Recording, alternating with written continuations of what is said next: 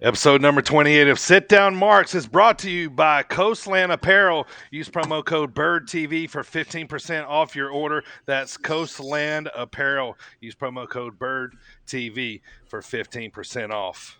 Welcome, everybody, to episode number 28. What's going on, Marks? How's everybody doing tonight here? Very excited. Very excited, obviously. Sounds like you are here. Well, let's jump right into this. If you missed the Levi Cooper interview from this past Monday, go download that right now, or you can wait till the end of this very podcast and check it out, our interview with Levi Cooper. If you don't know who Levi Cooper is, or if the name doesn't ring a bell, shame on you. Who is Levi Cooper, Primo? Levi Cooper is an amazing human being who likes waffles over pancakes. However, he is formerly known as WWE superstar Tucker, also Tucker Knight, but mainly Tucker from Heavy Machinery. And what an awesome guy he was. I could have spoken to him for another 5 hours. And if you missed that interview, I don't know what you're doing with your life because it's been out for 2 days. Get on it. Yeah, download it, listen to it.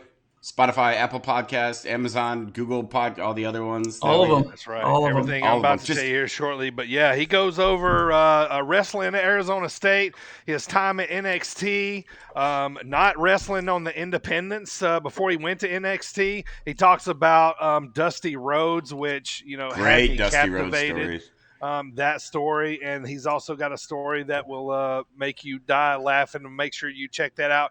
And he also talks about how come we never seen the big blow off between Heavy Machinery, actually him and Otis. So go check that out. It's on its own separate pod. It's out now. Go check it out, or you can wait till the end of the pod and listen to it right here. So, but thank you, Levi, once again for being on the show, man. Had an absolute blast. You're right, man. This guy is a great human being. Love what he's doing, and we're going to see this guy in 2022. So just watch out here. The force of nature is coming. Oh, I'm super excited. Like, I nerded out when he was talking about his new gimmick because I'm a big. Never mind. I'm not going to get into my book nerdery, but also we don't want to spoil it because all of our listeners are going to go listen to it.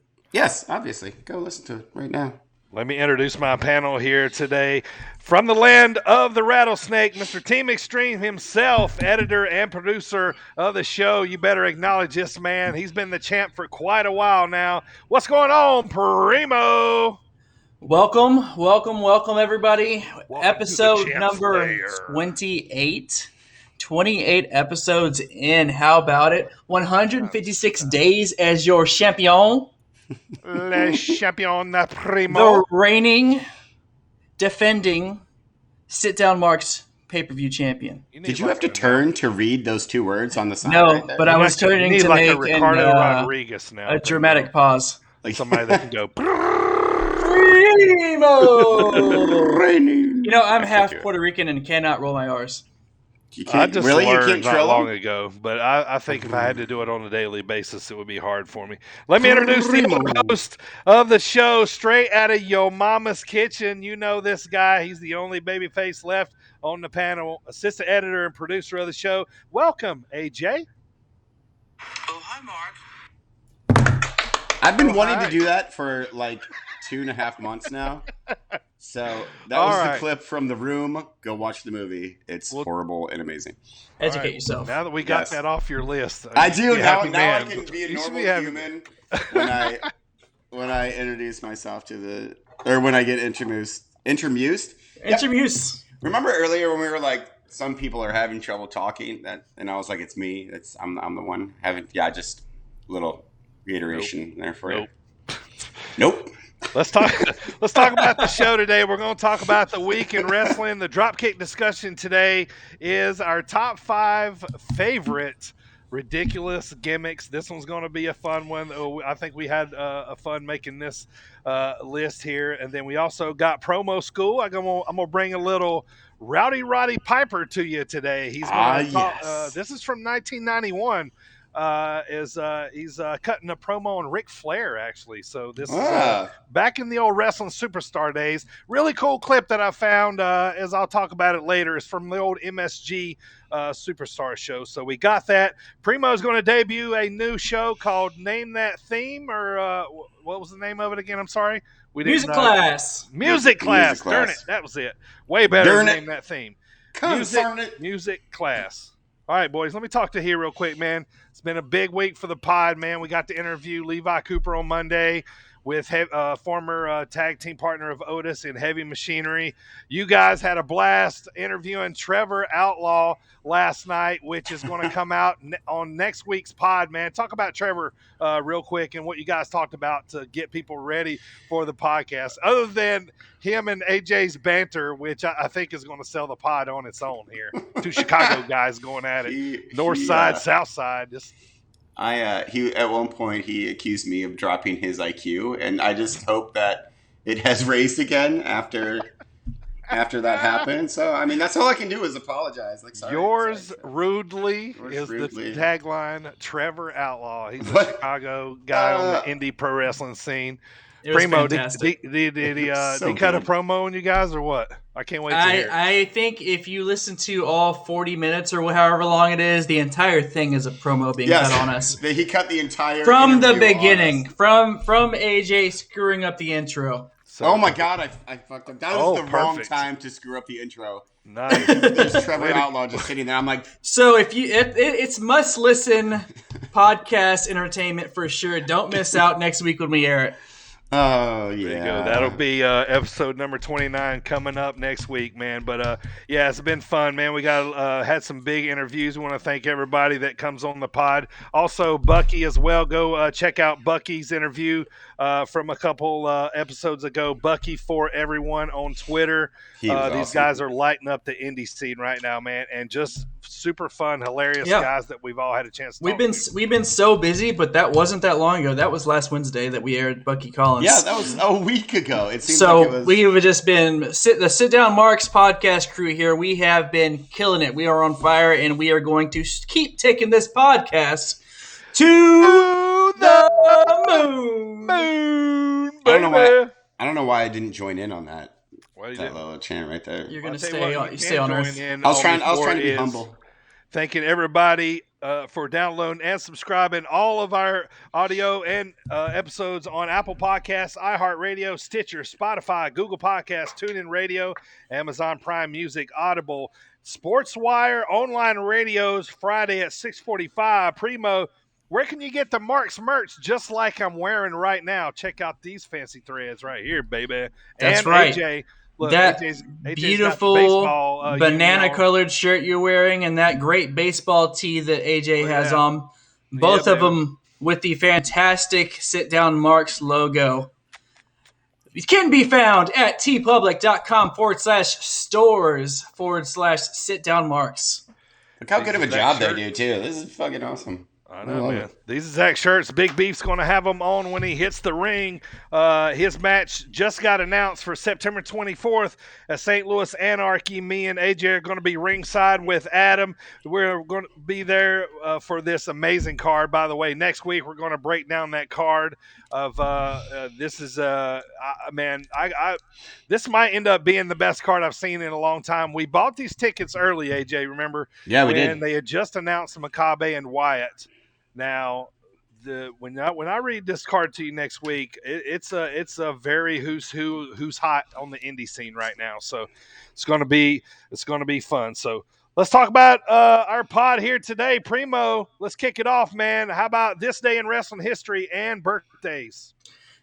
Let me talk to you. Whose game is it? Primo's game, baby. Right. This day in wrestling history, September 15th. That's today for all you Marks listening. 1995. WCW fires Steve Austin. No.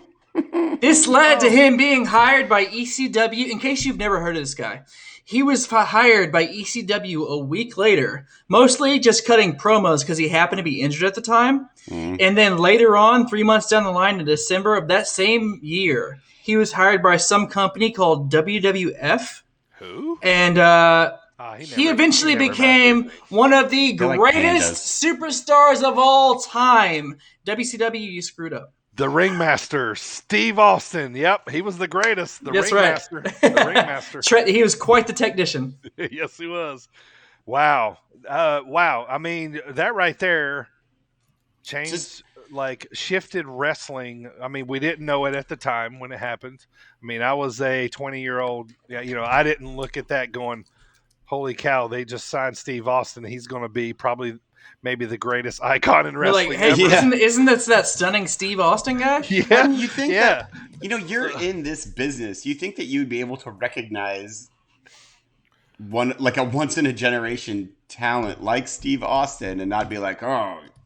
I mean, they say everything in wrestling's about timing, and the Stone Cold gimmick, He had to completely get rid of the hair first. He did, yes. So all of you hirsute people, hirsute. No, it's gonna be one of those days. Words. Come on. Hirsute is old timey for Harry. AKA you, Primo. Just get rid of it. Get rid of it. You'll lead such a better life, and you'll get fired by your current company, but then turn into an icon in whatever profession you're in. Moral of the story is, if you have hair, get rid of it, and I won't be bitter towards you anymore. I will never be getting rid of my beautiful locks. Thank you very much. Well, I was lying. I'll still be bitter towards you anyways. Same. They hate us because they ain't us. We do. Moving forward. We go faster in water. Because you're more aerodynamic and slick. Aerodynamic in water? Yeah, well, What is it? Hydrodynamic.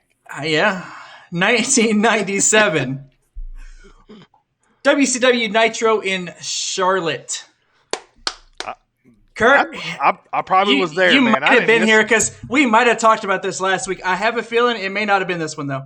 1997 WCW Nitro in Charlotte. Kurt Hennig defeats Steve McMichael to win the United States Championship. Was that the one where Rick wasn't there? The evil one where you started hating Mr. Perfect? I don't know if it was that one or not. But this is significant because this gave the NWO the top 3 championships in the company, but was more notably Hennig's only singles championship in WCW.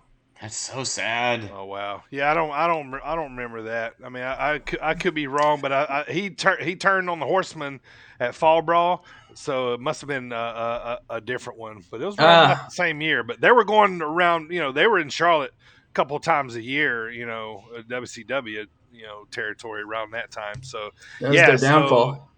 So he was still turning out of the Horseman there. So I don't think he would have joined NWO that quick. What'd you say? Nothing. I said wrestling birthday, September 15th. I'll hear this on replay. 1987, and we have Rhett Titus. Oh, nice. Rhett, old Ring of Honor.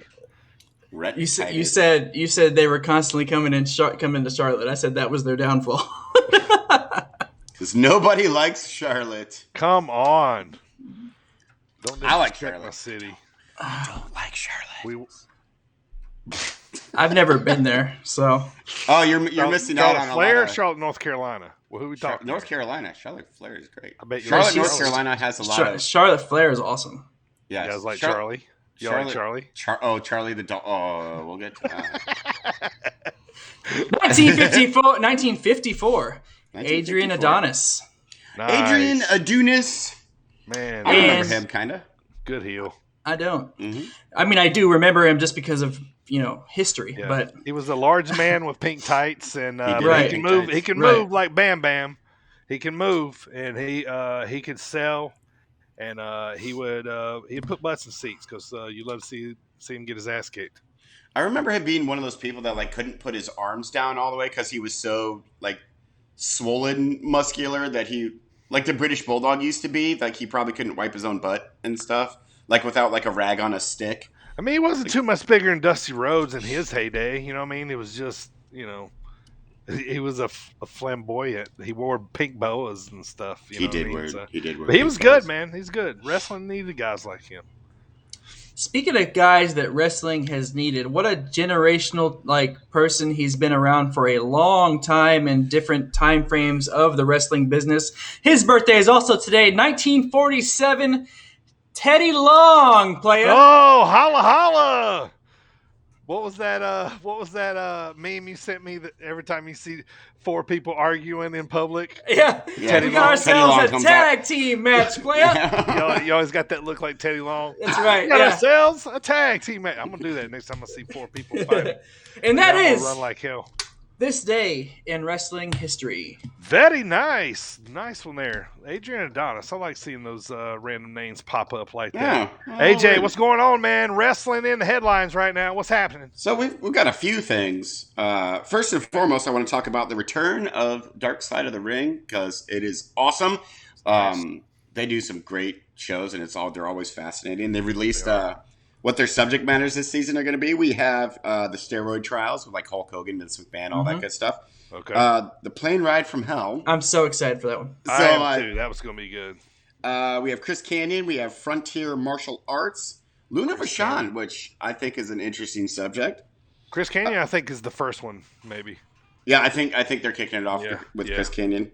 And then we have XPW, and then we have the terrifying Johnny K9 is going to have an episode as well. Looks like it's going to be a pretty cool season. I can't wait. I love this show. So Paige, Paige here. Paige here. She sent out a tweet that has the wrestling world a little bit confused. The tweet just said January. Like, that's all. Like, whether or not that means, her contract is up and she's moving on. She makes her debut somewhere else. Who knows?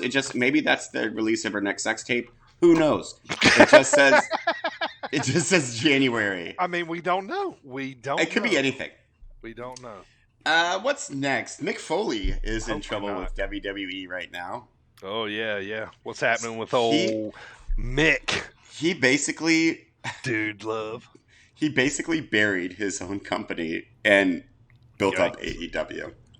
Does this kid still work for one of them in the No. office? Oh, they talking about the other one, Dewey. Yeah, Dewey, yeah. I think he is a writer. Yeah, is he? I think he is too. Well, Vince is not happy with him right now. I do want to backtrack real quick. Back to Paige. I noticed also, this was about a week ago, she had also tweeted out, "Can I still use This Is My House, or is that taken?" That's the name of her next sex tape. This Is My House. I mean, we don't know. The marketing writes itself. I mean, we don't know. You could only dream. Let's hope. I can. Let's hope not. I love Paige.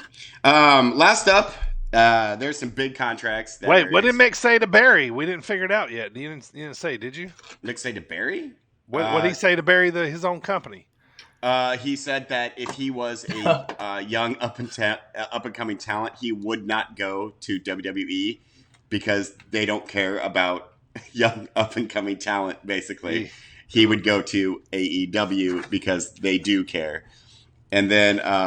Interesting. Well, and then, so he got into a bunch of shit for that, and then Booker T backed him up and said the same thing. He was like, I agree with Mick. Our product sucks right now. We need to do something. AEW is killing it. Why aren't we doing what they are doing? Basically, that's a paraphrase, but that's basically what it is. Is AEW wrestlers, are they getting insurance? I would assume so, yes, because that was one of the big sticking points of why WWE sucked so much. Yeah.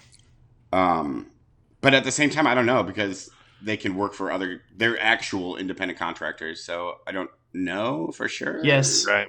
Did you just look it up? Yep.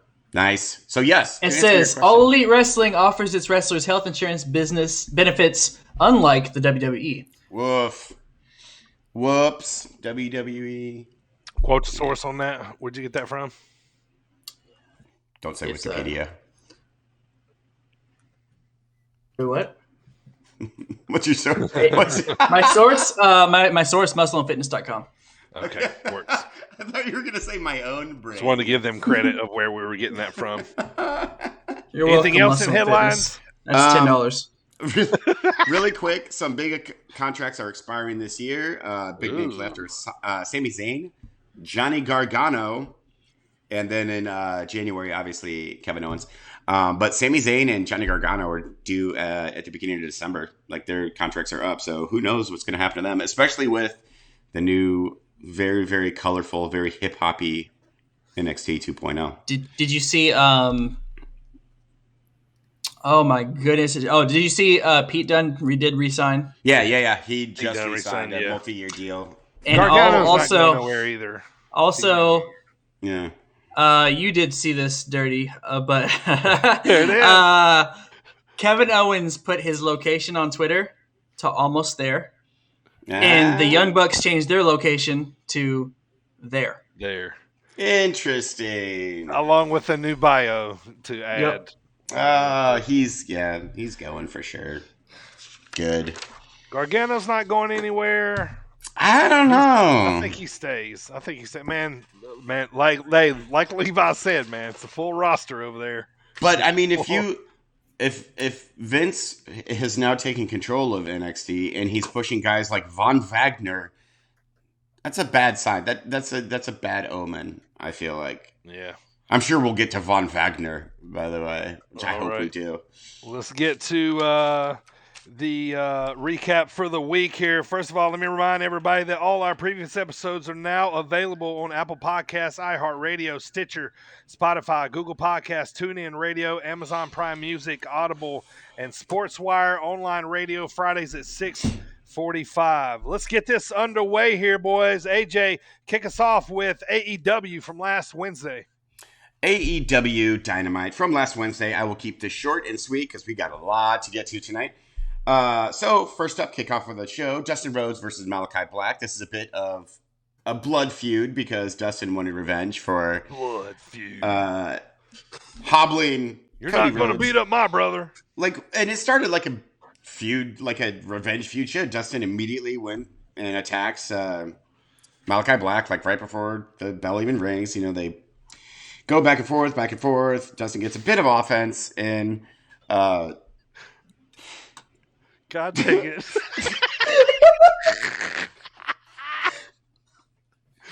So got a Billy and Chuck reference here already early in the podcast. God dang it. So Malachi Black. I'm just gonna. All right, so everybody, hang on. I'm gonna give you a second to gather yourself here. I'll explain to the masses what just happened. All right, so I was telling the boys that our screen looks good tonight, of our setup and everything on, and Primo told me that I look good tonight, and then I blew him a kiss, and then so right after that, of course, in wrestling fashion, he typed out, "But this is the way you have to sing it while you read it." You look so good to me. So that's what we got. So we got a Billy and Chuck reference here. All right, AJ, I tried to keep going. Like, I looked up and tried to ignore you guys, but nope. Yeah. Oh, my God. Dustin Rhodes gets hit with a black mass in the shoulder. It was such a botched black mass, hit him in the shoulder. They were in Cincinnati tonight, too, right? Yes, they were in Cincinnati. That'll come into play. Yep. So, yeah, bad black mass in Dustin's shoulder, but he gets the 3. Right, yeah. That's how powerful it is. You get hit in the shoulder, and it was like black a mass. scene. All you got to do is just got in the vicinity. It's like a bomb. You gotta get it close. There's Horseshoes, a blast radius. Hand grenades, and black mass. Black mass. That's all you have to do to get it close. Although I will say that Dustin Rhodes looks fantastic. He's like 104 years old, and he still can move, and he looks great. He's in still great the shape. natural. Hell yeah, natural man. Still. I wish he was still me. Black Rain, because that's his best gimmick ever. No, 7. That lasted all of 8 seconds. 7 seconds. So then, I want to mention this is not really a main focus of the show, but Miro and Eddie Kingston both got promos. And Eddie Kingston's basically pissed off that Miro kicked him in the dick. And then Miro, in all seriousness, when he was giving his promo, he goes, "I had to ice my balls too." And I laughed so hard when Miro said, "I had to ice my balls too." Like, just putting over their back. Because Miro kicked him in the dick. Yeah, he kicked that he kicks in directly the word of the Redeemer. Kicked him in the old doodle, as it were. The old banana bags. The old dangle. Loins. Primo just left the screen, came back, and just goes, loins.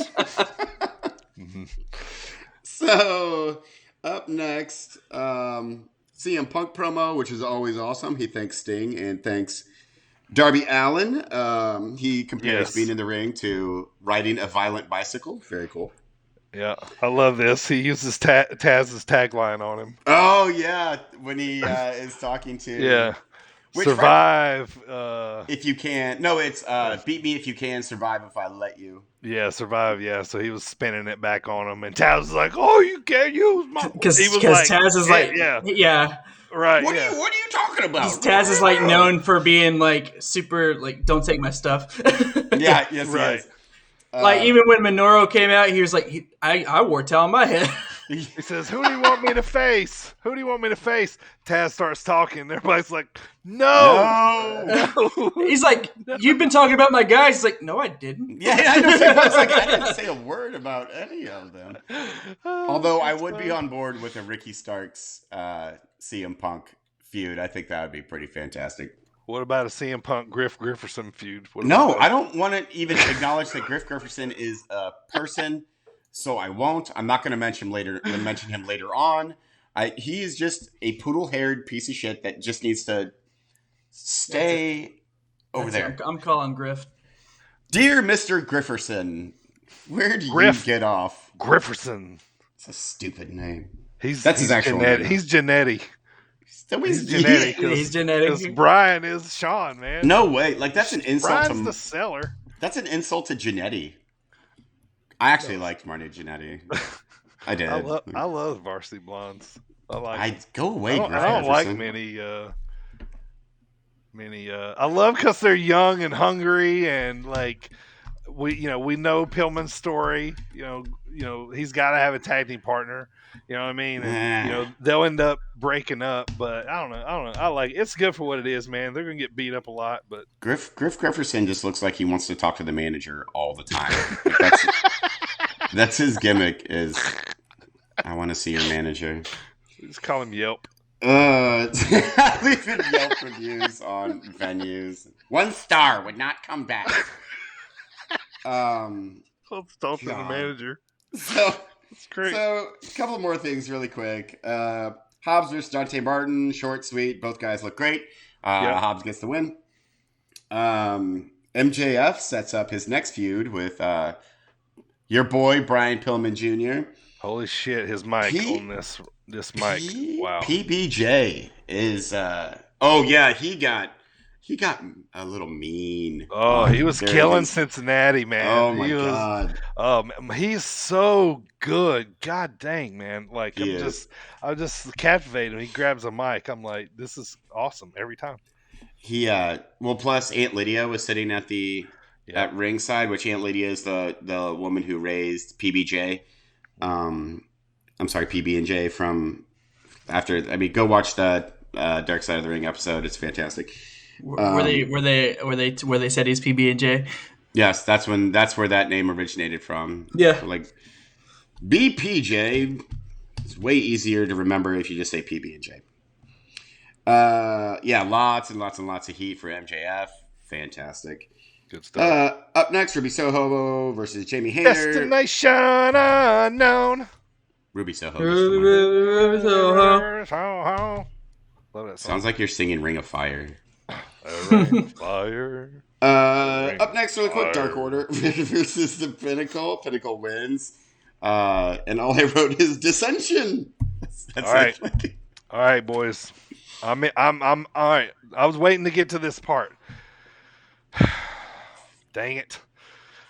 JR's got me hooked now. Did y'all listen? I wrote down here, he mentioned at least a few times. So to me, a few is at least 3. So I wrote a few. So 2 or 3. Because a couple is 2. that Dark Order. One is yeah, one. but I'm talking Dirty Birdisms here. I know I'm talking about me. So it was probably more than two. So I mean, a few is three to me also. Sure, but I'm just thinking. Not me. At least I'm that Northern. many because after about three, I think I stopped. So at least that many. But anyway, he referred to the Dark Order needing a leader. Mm-hmm. I'm like, dang it, here we go. And Who I'm like, could all it right, be? so Brian let Pillman that Jr. already start. And then he just kind of spun it around to mention it, and then I can't remember if his Excalibur wasn't there for Monday or Friday. I can't remember which one it was, but somebody on the panel too also said, yeah, leadership, what they need, they haven't had a leader in a while, so they're playing off each other. So, well, they're setting up either Hangman Page or obviously Bray Wyatt, one of the two. But it was cool. It's fun. I love Dark Order. Yep, we're all members. So up next we have a promo with Kenny Omega, and one Bryan Danielson interrupts him, and I immediately got a giant wrestling boner. Yes. Boner. And I was like, okay, if this is a thing, then that's all I'm going to say about it for right now, because it was awesome, and I just wanted to keep going forward. However, it looks like Bryan Danielson is going to be joining Jurassic Express and Christian Cage. And they're going to form like a little faction to go against the Elite, and also Frankie Kazarian. Awesome. Cool. Sign me up. Yes, primo. I actually do want to say something about this. Sorry, the champion was waiting his turn. That was so polite. Like he was standing there like Roman waiting for Paul to hand him his title. He was waiting for you to hand him the mic, AJ. That's right. Anyway, out of the three returns between Punk, Adam Cole, and Daniel Bryan, we saw Punk wrestle at All Out, but tonight he's back at the commentator table. I want to see this dude wrestle. Yep. I get it. I know Punk can talk. I know he can. I love seeing Punk. I want to see him wrestle. Adam Cole is wrestling tonight.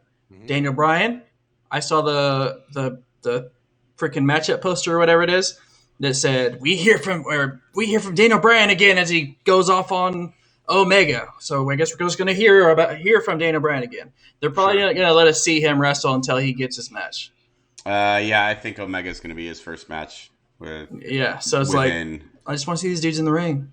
Yeah, which Adam Cole's going on in 2 hours? Yeah, that's fine. Yeah, I am excited about that. Thank you, Adam Cole. He's wrestling Frankie, right? For coming to work. Yeah. For coming to work. Well, I mean, this is his first match. Like they gotta slow play it.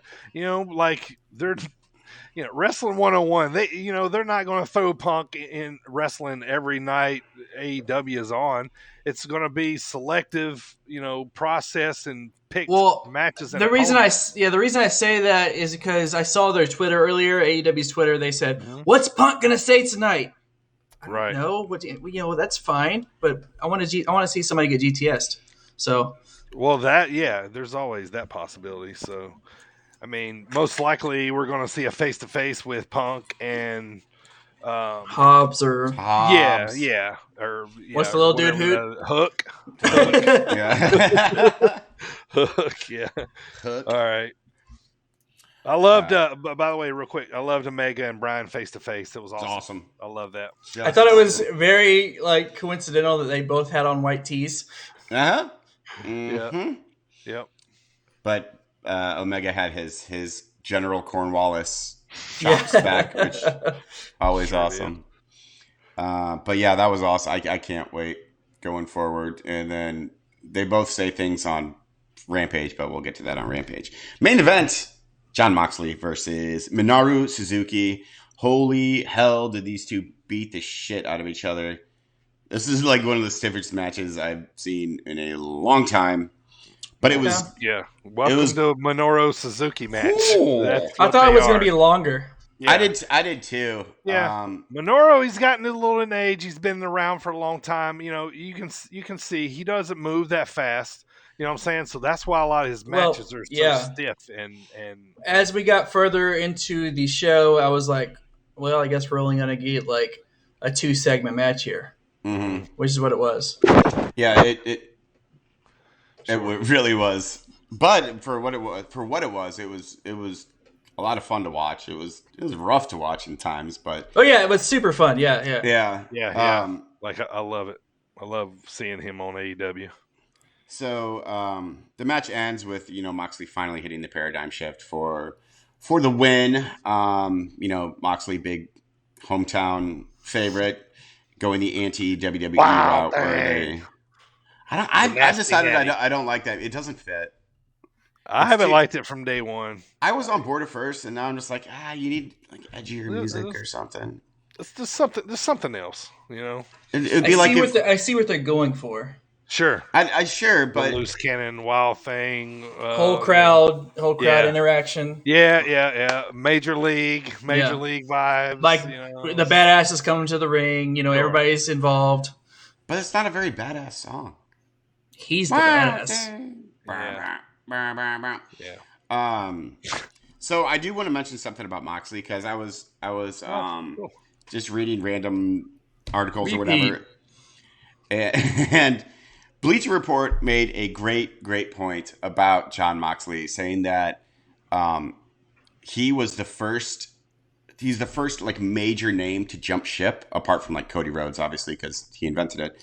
And that without Jon Moxley, AEW wouldn't be what it is today, because he was kind of the first one that like kind of had the balls to be like, I'm going to this new promotion. So they like if you want to read the article, it's really cool. It's on Bleacher Report, but it basically says that Moxley is the most important signing overall for AEW, and that he should basically any like legend coming in, he should always go over them, which I kind of agree with. I think it's a very good point. Bleacher Report, that's $10. You're welcome. Yes, the 11 or 15. I mentioned it twice. You buy one, you get one half off. So that anything else? Nope. One half off. Yeah, one half off. Yep. Stuff. That's it for Dynamite, AJ. Dynamite. One last note I want to throw in here. You guys know I'm a big Tully Blanchard fan. Tully. FTR is now executing the slingshot suplex. Yep, the old I'm trying to get Beef to put in his repertoire. So that would be fun. So that was cool to see that. So that was AEW Dynamite from last Wednesday. Tonight should be a good show. But right after last Wednesday's Dynamite, Thursday night was Impact Wrestling, which they are leading up to Victory Road, which is actually this coming Saturday. So last Thursday, a couple notes. They led off with Rich Swann versus Carl Anderson. Carl Anderson won by a pretty nasty cutter off the top rope into a table to finish the match. Next up was Chris Bay versus David Finlay. So we are still progressing the Chris Bay Bullet Club versus Finn Juice storyline. Finn Juice. All right, so the way this one came out was Juice Robinson ended up coming out to try to distract Bay.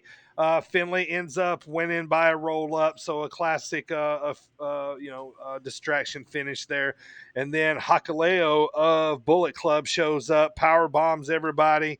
And then Juice Robinson was already nursing which I think was a shoot ankle injury. But anyway, so nonetheless, they finish him off with a concerto to the ankle. And that's kind of the way that all ends up with Juice flopping around in the ring. A couple other notes. Macklin beats Petey Williams. And then next up is our main event, which is Eddie Edwards versus Moose. And now Morrissey and Moose have kind of been working together. Go ahead, buddy. Oh, nothing. I just wanted to see if you would talk to me. Oh, yeah. That's all. Oh. Continue, please. I didn't know if you were doing Dark Order or wanted to mention something. All right, so like I said, main event was Eddie Edwards versus Moose. Morrissey shows up ringside. He helps Moose to not get pinned a few times during the match, and then ends up distracting Eddie so Moose can hit the spear on Eddie for the win.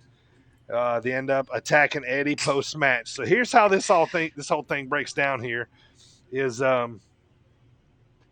is Saban shows up to help Eddie Edwards, and then basically the locker room empties out. Everybody's kind of piling on everybody. Eddie's wife shows up. She's a wrestler there too, Eddie Edwards, but I can't remember which one she was. Angela Love? Yeah, no, not Angelina Love. No, she's been on there lately. I just can't remember her name. She's been on there for quite a while. Anyway, so she shows up to help Eddie. She whacks on Morrissey a couple times with a kendo stick, and then the lights go out. The lights come back on, and Sammy is standing there with 2 ball bats in his hand. Sammy Callahan. He hands one over to Eddie. Eddie's kind of hesitant to take it at first, and then so Eddie takes it. They basically clear the ring. They start whacking away at everybody, all the bad guys, basically. So it runs everybody off, and then so here's how the show goes off. All right, so after they clear the ring, the show goes off with Christian, Eddie Edwards, and his wife, Josh Alexander, and Sammy Callahan holding the Impact ring as the show goes off. I was like, man, this is wild right here. Like, what kind of wrestling world are we in here? This is nuts. But yeah, it was pretty wild. So that's how Impact ended up. Progression of storylines. This coming Saturday, which we'll cover, is Victory Road. So all right. Primo, you're next up, brother. Smackdown. Let's get it popping. Smackity down. Smackity down, baby. Whose game is it? Go Primo's ahead. game, baby. Go ahead there, Primo. What's up, everybody? Just joined in the chat. What's up? Undead Lumberjack. What's happening, Jet Dryer? Everybody. Primo. Primo. All right. So I'm going to hit a couple quick points, then we'll get to the main storyline. Here we go, smackity down. We're going to get to the point that Mr. Money in the Bank comes out and says, it doesn't matter. It doesn't matter if it's the almighty Bobby Lashley or the Tribal Chief. If you have what he needs, he's coming for your neck, and you're going to feel his power. Basically, is what he said. Also, we have the Becky Lynch and Bianca Belair contract signing for the Women's Championship, with SmackDown Women's Championship at Extreme Rules. Becky says the original WrestleMania main eventer has arrived. Becky eventually signs the contract after further establishing her heel status with the crowd. This contract signing ends without any violence. Another contract with no fight. I like how her heel Becky is just Becky in a fuzzy coat. Like this. I want to say too, the 9/11 video packages were awesome. They always do a good job. I mean, they always do a great job in it, but I always like to bring. I meant to put that in this day in history. It didn't happen exactly on this day in history, but I think it was SmackDown. It was SmackDown. What the fuck is that? I know. You grew a bull nose ring in the middle of the pod. I've been waiting for Dirty to notice this for so long. It kept looking like a glare, like your nose was shiny or something, and then I just figured it out when you leaned forward. What is he doing, Jet Dryer? What is this? Anyway, so wait, do you actually have your nose pierced? Like, what just happened? I don't know. It's a magic trick. I Anyway, can't wait to make fun of you for that. That's going to be great. So, however, SmackDown was one of the first mass sporting events that was organized after 9/11. By the way, we picked a bad moment to start making fun of you for your nose piercing. Like, we're trying to be serious for a minute. They're like, look at your nose. Well, I think we were done talking about it. I was the one that brought it up. What up, repeat? Thanks for the acknowledgement. All right, so that contract signing ends without any violence. Once again, I think this is like the second one in a row we've had without any fighting. Getting pretty boring. So then we have Edge versus Rollins. Rollins hit some glam slams, and Edge even hit a pedigree. The match was straight. I wrote this down. This match was straight fire. Like, it was good. Me too. I wrote Edge, Rollins, awesome. I gotta say, this whole Smackdown at MSG was really good. It was good. I enjoyed it. Oh, yeah. So these two blew the roof off of MSG after a kick to the groin, 3 super kicks, and a curb stomp. Seth Rollins finally takes down Edge. Edge ends up getting carried out on a stretcher and taken away in an ambulance. A ambulance. Afterwards, Rollins says he doesn't know how he's supposed to feel about the situation. He looks like almost a little shook that he could have just ended Edge, but at the same time, he looks also satisfied. I'll make a prediction right now. This is the beginning of Seth Attack team, player. Seth Rollins' face turn.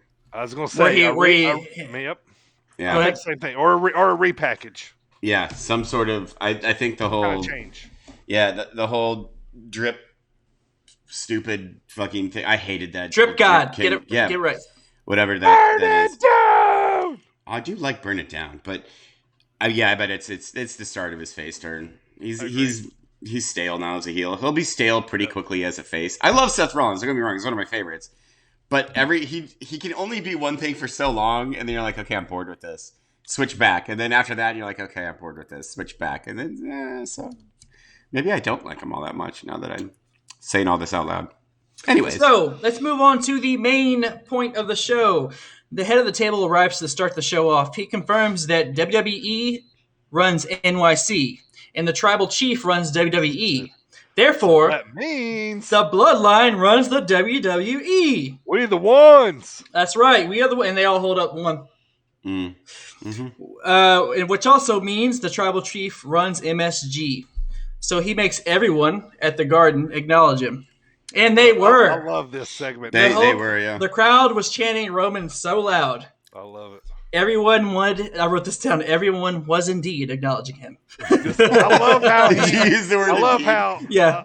I love how he goes out there and talks about it, and like it's like a part of his gimmick now because he's like, all right, it reminds me of like when Scott Hall used to come out and take the survey. Hey yo, are you with us or are you against us? It reminds me of things like that. He comes out like, I'm gonna give you this time for you to acknowledge me, like Cincinnati or wherever town they're in. You know what I mean? Like, I love it, man. That's great. And they're getting they're that heel faction that is getting over for sure. Yeah, it definitely is. Out comes the Beast, Brock Lesnar, man bun, a ponytail and beard, all in all.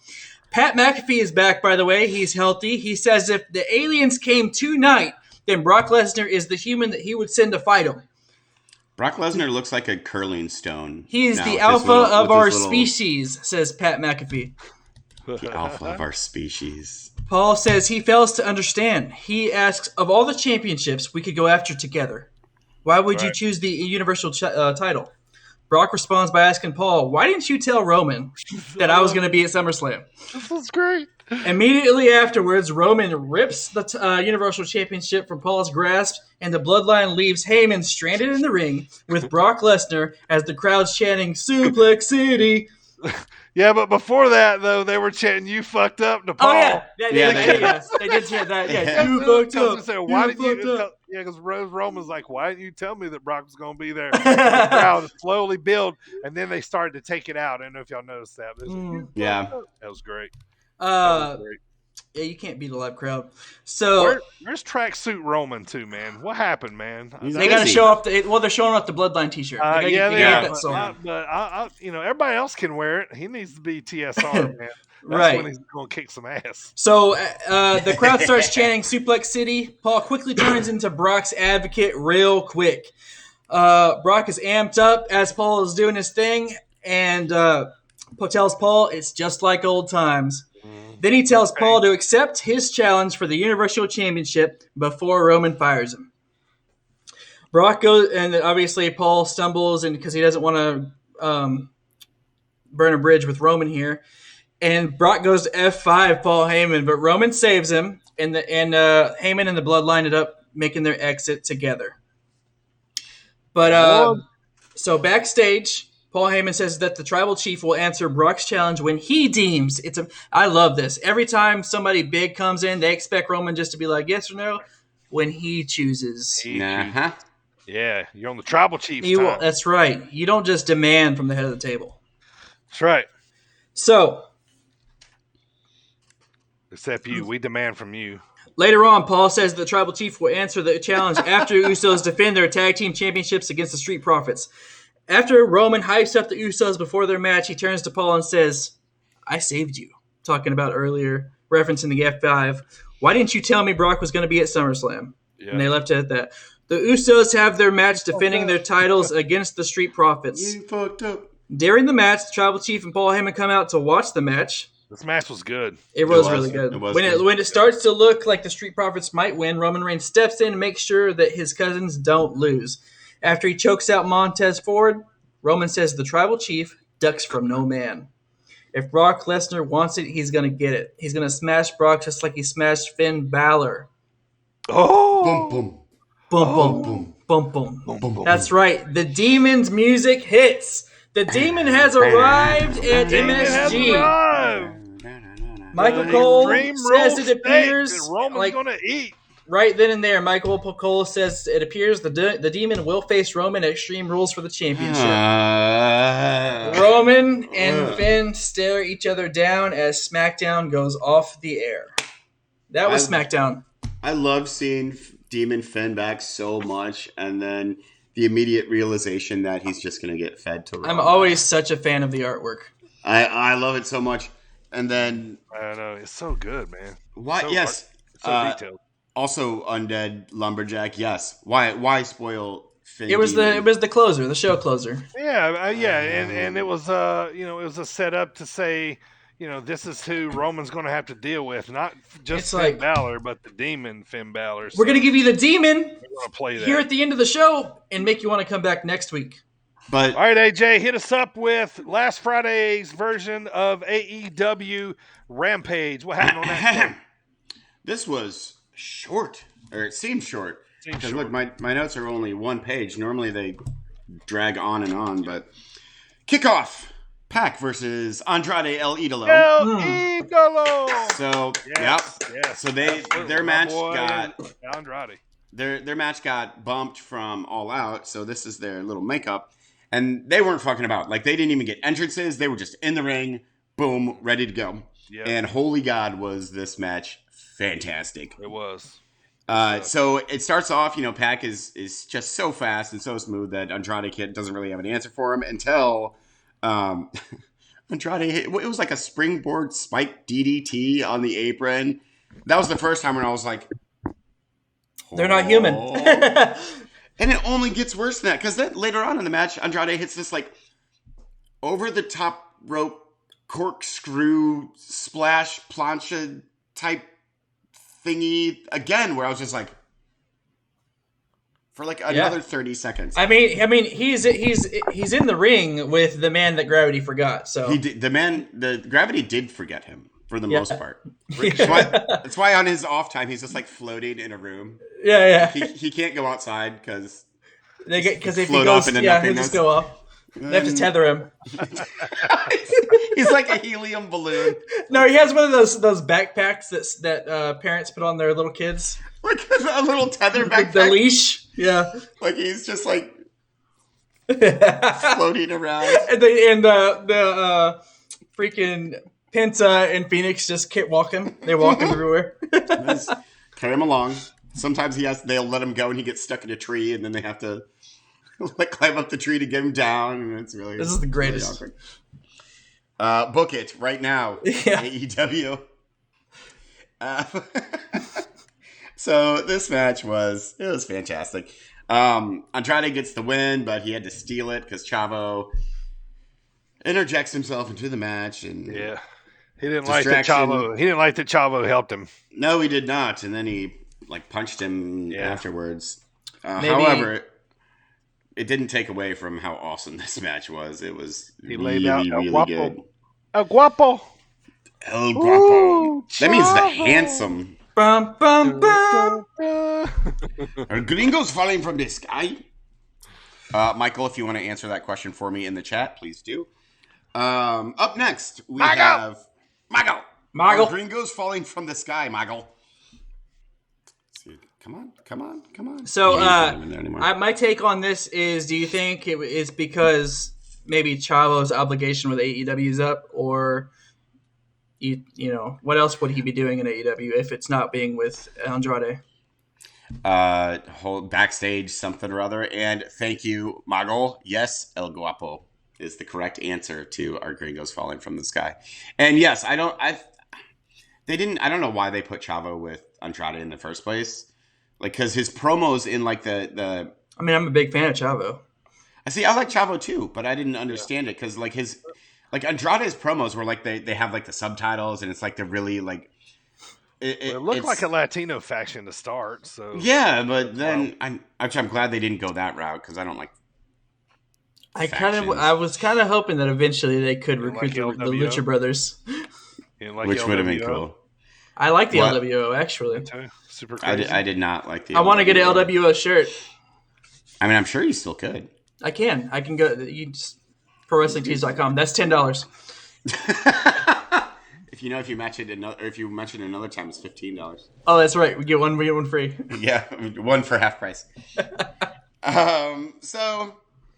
Up next, Ruby Soho, Chris Statlander, and Riho versus Rebel, Jamie Hayter, and Britt Baker. Ruby Soho wins the match. There was a lot going on in this match. Yeah, there was. I mean, and so it was hard to even like decide what was good about it, and yet it was good. Like I liked it a lot. The crowd loved this match; they were into it. But Leah Soho, Statlander, and Britt Baker are so freaking over. It's kind of amazing. Up next in the main event, we have PB&J in the main event. Congratulations, Dirty. Yes, you with the hat. Yeah. How do you feel every week with Rampage with the pre-main event interviews with Mark Henry, and then also when he goes, "Ladies and gentlemen, it's time for the main event." No, I don't like it. You know my thoughts on Mark Henry very well. Which I guess we can mention some of the backstage segments, like the Sting and Tully Blanchard. Are we going to get a Sting and Tully Blanchard match where they... No, Tully Blanchard is going to get his bones broken. They'll be in the corner. Tully Blanchard and Shawn Spears against Sting and Darby Allin. Where Tully comes out, kicks him, and goes and tags Shawn back in? Yes, and then disintegrates because he's a mummy. Right. He's a bag of bones. There's also a couple of segments with Adam Cole and Bryan Danielson. And Bryan Danielson just wants to kick everyone's face in. I love it. He's there. He's like, I just want to beat everyone's face. He's got a badass attitude all of a sudden. That's great. He doesn't want to put people over. Because I think he was so vanilla in WWE. Yeah, they kind of made him be that way. So anyways, back to the main event. Brian Pillman versus Max Caster. Simple match, but it did its job. You know, Caster looked like a cheating dick. Brian Pillman looked like a valiant baby face. He looked like a Cincinnati Bengal / Fred Flintstone. He did, yes. With the outfit, but I love it, man. He is white meat baby face, hometown. All the way. This is his hometown. Yeah. The Bengals jersey. So they're recording Dynamite on Wednesday then too. Yeah, they're doing Dynamite and Rampage back to back. Okay, yep. All right, good deal. Which I just found that out too. So that's cool, man. If you go to a show, you get both. You get both their main shows, which is something to keep in mind. PBJ looked awesome though. I like his finishing springboard. PBJ, sir. PB&J Jr. Next AEW World Champion. That's year 2025. Year 20. Yeah, next in 2027. I was about to say that 2025. Then you'll be a mummy. Ooh. That's all I got. Dark. That's right. You're a mummy. That's And by that am I the Yeti mummy.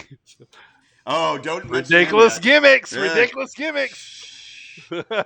Don't mention the Yeti. A Yeti. Unless you want to mention it as my Twitter handle, Yet@AJ. Follow me. All right. What else happened on Rampage? I don't know, nothing. That was it. That was it. That was it. Brian Pillman Jr. goes over, and He then does. he goes He down gets- and hugs his Aunt Lydia and his sister. Aunt. Yep. So that was cool. You already That said was. John Moxley came out, right? No, Yeah. Moxley came out and at the end.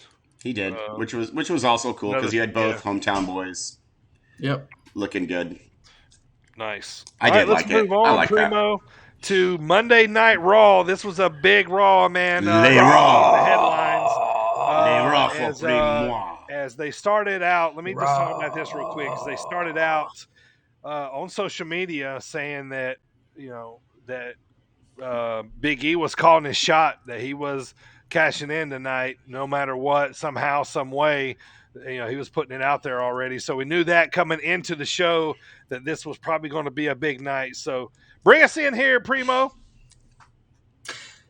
We're going to go to Monday Night Raw for the Raw recap. Big E arrives to Raw with his Money in the Bank briefcase in hand ahead of the WWE Championship match, which was moved from Extreme Rules to this past Monday's Raw main event between Randy Orton and Bobby Lashley.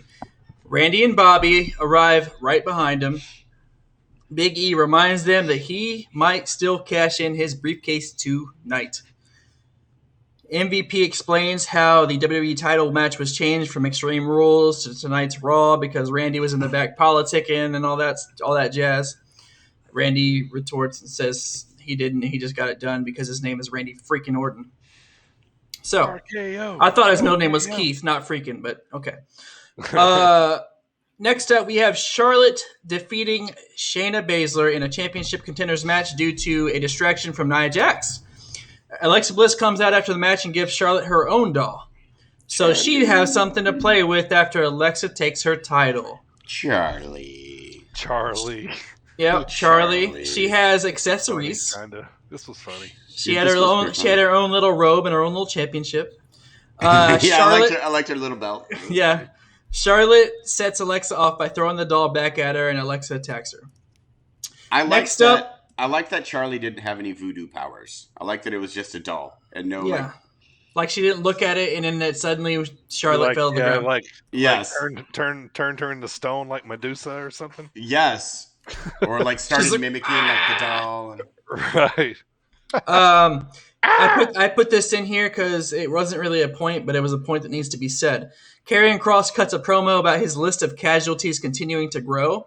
Mm-hmm. He's trying to sell that he's some unstoppable badass monster, even though he lost his first few matches on the main roster. Sure. I noticed that he was not in his sex gimp outfit, which for the promo. To be honest, it was a little disappointing that he doesn't just always go around. Yeah, he wears a suit backstage, but he takes the time to take his suit off to put on that stupid outfit. No, it's on under the suit. Like he has that on. It's like Superman. Yeah, it's like his gladiator outfit. Super BDSM. That's the only thing I can come up with. He's like Tobias Funke in Arrested Development. Like he just always has on the nipple suspenders and stuff. I guess underneath. You can't really count his wins over Jeff Hardy as really anything. Jeff Hardy lost to Damian Priest on this very show as well. Did, so. yeah. And Karrion Kross lost to Jeff Hardy. So where does that leave him? And he got a bro kick, I think, right after that. He did. What is Sheamus doing with this? Is he like a late night in the shadows? You're talking about he's a brawler. Yeah, he's like a bare knuckle. It's like he's like a street fighter, like alley cat dude, like right. Yeah, it's like he's a Dick Tracy's enemy or something from back in the day. You know what I mean? Like, hey, Undead, you are right. Dirty is a big fan of Demolition. In the sound there. I think he's trying to go for the whole like bare knuckle boxer, like Brad Pitt from Snatch, since WWE loves to have relevant references that they plug into their characters. Yeah. I mean, so that's what my guess. If you listen to the show, I mean, I'm a big Karrion Kross fan. I hate this whole thing. It's just you love it. I don't know. I'm just hopefully they'll bail on it soon. Is all I'm hoping. So getting to the main event, we have Bobby Lashley and Randy Orton for the WWE Championship. Right. Yeah, let me tell you this too. I'll let you. They finished this match with 9 minutes left to go in the show. Yeah. They finished the match with 9 minutes left to go in the show. Go ahead. So I was going to say that told us everything we needed to know about what was happening. yes, true. You are correct. Bobby Lashley ends up defeating Randy Orton in the main event. After the match, Bobby Lashley attacks both members of RK Bro. He starts to limp away after putting away Randy Orton through an announcer table. But Big E comes out to cash in. Big E! The match between Big E and Bobby Lashley begins. Big E immediately targets the leg that he was limping on, that Lashley was limping on. However, Lashley is able to deliver a single spear. Big E is able to kick out because he's the fresher opponent. Excuse me, words. More fresher. Funner, more fresh, funnest. Nope. He counters Bobby Lashley into the big ending. 1, 2, 3, and new WWE World Heavyweight Champion, Big E. Let me tell you about the only thing I hated about this. This just is.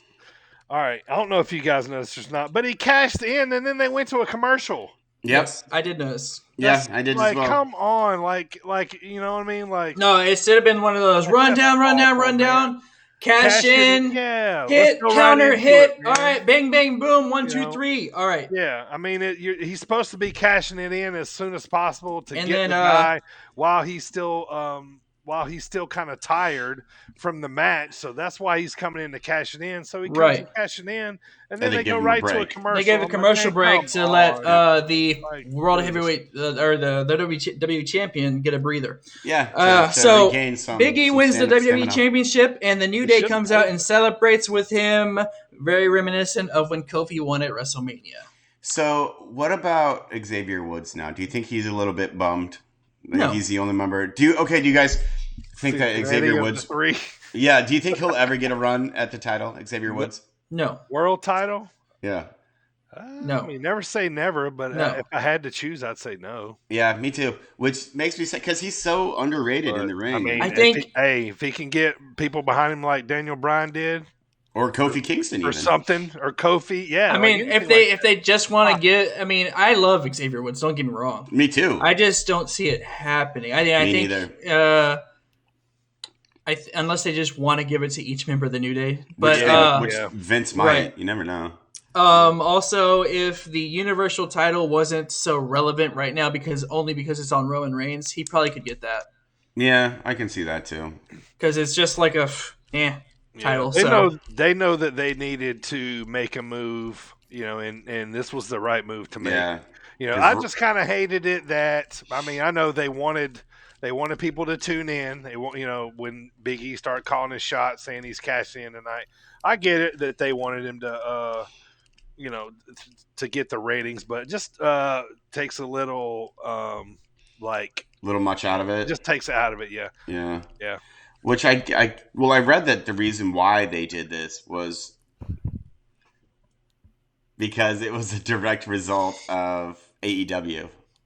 Like they were actually reacting to something. Yeah, they know what's going on. I mean, they had to get in the headlines. They had to shift some. And I mean, that's exactly what I mean. We were with a tweet beforehand, so they got us to tune in, and then they showed Big E first thing when Raw started up. They showed him backstage all throughout the 3-hour show. So, and they got us to stay to the end. However, they didn't. I recorded it, so I watched it after the fact anyway. But that was their purpose. Yeah. Michael said had to stop pissing off fans. Well said too, because they had to make a move to make the fans happy. Yeah. Everybody loves this move. Everybody. Yeah, and also I want to tell you all out there that the Sit Down Marks podcast called this immediately after Money in the Bank pay-per-view. We called that Big E would cash in on Bobby at some point. Okay, I'm so dumb because I was like, wait, that who really called a prediction us? though? I mean, that's what people do is they cash in the briefcase. Yeah, but we knew it was going to be against Bobby. Bobby, yeah. We called that. Like Bobby, all three of us. This podcast, you are included in that prediction. Yeah, I just didn't remember that. I didn't really it's that old head thing. Prediction. Yeah. No. He only remembers what fuck your old jokes. Stick with your ass today. Sorry, I have a bad memory. I have a bad memory too. Yeah, I was saying. So I didn't really remember. So So y'all were just saying that we said it was Bobby. Yes. That would be Yeah. the one. Okay, gotcha. Yep, that was Nice. us. Nice. Now, it'd be interesting to see what happens now with Big E. So I like that New Day's reunited finally. I do too. They are, I yeah. like it So a lot. happy with that. They're Yep. probably gonna fuck it up and turn him heel or something like that. Give Kofi and Xavier the tag championships again. Yeah. And then they can have Now you can have Bloodline versus the right, New Day. Exactly. Yeah, champ. Which champ. we've had. I mean, Usos and New Day. Ooh. They've always had phenomenal matches. Sure. All right, let's move on to NXT last night, which they were dubbing as NXT 2.0. Yes, they redid the arena. It's Yep. more. I'm going to talk about that now. Seating. Yep. Let's hear it. That's my first note. The new era of NXT has begun. NXT 2.0. I say I do like the new look. How do you guys like it? I actually like it too. I don't know. It seems a little in your house to me. So I like it. It These does. are glow vibes from. These are my reasons why. It looks like they're able to fit more. It looks like they're able to fit more fans in. Yeah, it does. And it also is more well lit. It's not so dark and dingy like the other NXT was. It makes it brighter, so it makes it seem bigger. Definitely. And also the ringside area does also appear to be more spread out. That's all Kevin Dunn's doing too, because he was there overseeing the entire production of it, and that's what Kevin Dunn is known for, is making wrestling arenas look awesome. I don't like Kevin Dunn, glass, but I think in front of all the rows too. Yeah, it looked really cool. I like the look of it a lot. I thought it was cool. Yeah. Continue. So. Yeah, Ray, when you are. Yeah. I was listening to your Kevin Dunn thing. That ended 3 minutes ago. Our 2021 breakout tournament winner Carmelo Hayes arrives with Trick Williams in tow. Tricky trick. Trick Williams is bad about it, like he says. From here on out, wherever Carmelo Hayes goes, Trick Williams goes as well. Trick was Williams, he routed? Yeah. Trick I Williams hated uses Enzo's line, Enzo Amore, saying he was born with the gift of gab and he also has the gift of jab. This segment was a little, I don't know. Didn't like it. They remind us that Carmelo Hayes doing it. is the golden child of NXT, and when he shoots, he doesn't miss. As they're leaving, Duke Hudson sticks his big old nose in their business, and he stares them down and he pushes past them. Trick Williams and Carmelo Hayes, rightfully so, feel disrespected and beat the crap out of him. So Duke Hudson's left in the ring. Yeah, they're not anymore. Let's move on to the second major point. Due to injury, over the weekend, Samoa Joe had to relinquish the championship. Because of this, Ciampa, Dunn, Cool Kyle, and L.A. Knight Primo's game. They all had to cut promos to start the show ahead of their fatal four-way to decide who will be the new NXT champion. But first, Braun Breaker decides to introduce himself to LA Knight and says he wants to prove himself out there in the ring. Now, for those of you out there who don't know, Braun Breaker is who? Rick Steiner's son. The dog. Braun Breaker. That's right. Rick Steiner. That's a silly name. This dude is jacked. Yeah, yes, he is scary. built like a Steiner. You could look at him and tell he's a Steiner. He's to be kissing the peaks. Yeah. Oh, yeah. So anyway, he says he wants to prove himself, and LA Knight says, "All right, kid, get out there. Let's go have a match right now." They get out there, and if you think because LA Knight's going to be in the main event, I'm sure that obviously LA Knight's going to win because he's going for the NXT Championship later on. So, but no, actually, Braun Breaker defeats LA Knight and goes over. And did they let each other know about what was being booked throughout the whole entire show?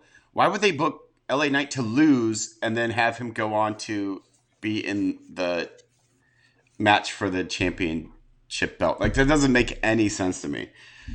Well, then the one that didn't make any sense was Pete Dunne and Ridge Holland attacked Cool Kyle in his locker room during NXT. Because of this, William Regal says Kyle is unable to compete in the Fatal 4-Way, but taking his place will be the debuting Von Wagner. Oh, Von Wagner.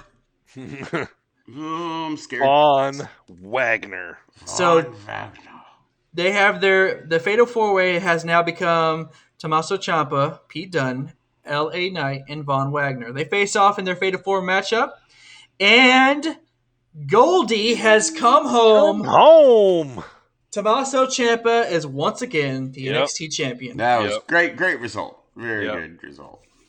Yeah, I kind of figured that's the way they would go. I like this too, putting it back on Ciampa. Ciampa's he's a great champ, man. Yeah, this was awesome. So I worry about Von Wagner because, like I was reading, and apparently he is what Vince envisions as NXT going forward. Is big dippy guys that can't really do anything, but look like they belong in Vince McMahon's World Bodybuilder Federation or whatever. That's why I'm terrified of NXT right now, because I think it's going to... I don't think it will, but it has the potential to turn into just a bunch of big, beefy guys who really don't have any talent. Man, beating the crap out of each other. Yeah, they are showcasing new guys. They got a new look. Yeah, I don't know. We'll see. So, I'm scared that it's going to go back to like 1988. Like where Vince is like, oh, these guys are great. Wow, look at their beef. And it's going to be awful. I love when you do the Vince voice. It hurts my throat. What better way to close out the very first night of NXT 2.0 than none other than Index's wedding? How exciting. I actually enjoyed it. It was hilarious. Yeah, me too. They're already, most of them are already up on the stage, or on the ring, excuse me. Johnny Gargano walks Indy down the aisle to give her away to Dexter Gaylord Loomis. Dexter Gaylord Loomis. Yeah, I wrote that down too. Johnny, at the very beginning, he keep being super disruptive. Austin Theory and Ozzy Jones are all dressed like Dexter Loomis. So Theory didn't come back to disrupt the party. He came back to be a friend. Right. Yeah. So I was incorrect last week. He was just there to be hilarious. When asked if anyone objects to the wedding, everyone raises their hand until Dexter opens up his coat and reveals the hatchet. Like he just threatened to murder everyone. That made me laugh. Like, you object? I will murder all of you. Indy gives these great vows to Dexter, and then it's Dexter's turn. And he just gives her the thumbs up. Yeah. My favorite line from Indy though was when she was complimenting. She goes, Dexter. She's like telling all this great stuff about him. She goes, "I've never seen you lose a staring contest." That was a good line. So, because of that thumbs up and him not actually giving vows, the wedding officiator rips into him for not doing them, and because of that, Dexter chokes him out. Now we don't have a wedding, someone to officiate the wedding. However, they're all looking at Mr. Regal to try to get him to do it, and he's like, "No, I ain't going out there. That dude's crazy." Beth Phoenix steps up to finish officiating. She had a feeling something like this would happen, so the night before, she got ordained online. They do the I do's. Indy says I do, and Dexter. They didn't think he was going to speak, so Beth was like, "Yeah, we'll just take that as a yes." And he covers her microphone and says, "I do." So Dexter speaks. By the power invested in Beth Phoenix by freeonlineordainment.com, she now pronounces them husband and wife. The screen pans out to a backstage TV where NXT champion Tommaso Ciampa is watching the ceremony. He gets approached and congratulated by Braun Breaker. That's a mouthful. He tells Braun congrats on his first victory on NXT 2.0, and they shake hands. They have an intense stare down as the first episode of NXT 2.0 goes off the air. Nice. Couple quick notes here. Did y'all see the newly formed Diamond Mine? Yes, Ivy Nile. Yep, Ivy Nile, and then they got Creed brothers. The Creed brothers, and then Roddy's still there. Yeah, also, Creed brothers were there last week. I just forgot to mention it. Yep. Also, too, did you guys see Mandy's new makeover? Yes, I like that. I have all these things in my notes actually, but I kept it at 3 points. Well, Yeah. it says right here. It says hit 3 main bullet points and storylines, and then right here it says side notes. I think so. You can speak as you wish. Well, okay. You Well, always keep bringing up the 3 storylines. So this is like the third podcast in a row. So I figured I'd like just the say 3 something points, now. so I'm being strict about it, so we don't keep going. Yeah, because well, we're this far in, and we can get to the other segments now. He's Man. like, no, there's no deviation. There's no. Because I really going off this script. whole page 3. is NXT. 3. 1, 2, 3. 3. No bullshit. No bollocks. Because I didn't talk about Hit Row, or I didn't talk about. Why would you talk about yeah, him? no, Yeah, talk about Mandy Rose interrupts, and she makes this. She does have brown hair or whatever it is now. Whoa. Primo, can you keep this to 3 points, please? Can I get to my one reasonable point I was going to say about Mandy? She looked like besides the hair, did she have some surgery done? She looks, I don't know, or maybe it's makeup, but I think it was she looked a lot different. of. She looked a little different. I think she raided Carmella's locker. Could have been makeup because they may be trying to go for that look because her face got busted 2 weeks ago. It did. All right. Well, before we get to today's Dropkick discussion, let me run over what's going on in the indie scene here. AAW out of Chicago's next show is October the 1st. I believe that is back at Bourbon Street where me and the boys were not long ago. I want to say, too, Josh Woods won the Pure Championship off of Jonathan Gresham in Ring of Honor over the weekend. So that was pretty big because Gresham had basically had that title for a long time. Moving on down the list, Paradigm Pro Wrestling's next show is September 26th. So that would be next Sunday. And then next Friday, September 24th, down at St. Louis Anarchy, me and AJ and Adam are heading down to watch Wartime by St. Louis Anarchy. Headliner is Jeremy Wyatt versus Daniel Makabe. A lot of other awesome matches. Going to be breaking down that card next week. Also coming up October 2nd, PWX. You heard me talk about it. Minoru Suzuki is going to be there. Sir Lance Murderhawk is going to be there as well. And then also Glory Pro Wrestling out of St. Louis. The very next day, October the 3rd, Little Ring of Horrors is the name of the card with Minoru Suzuki.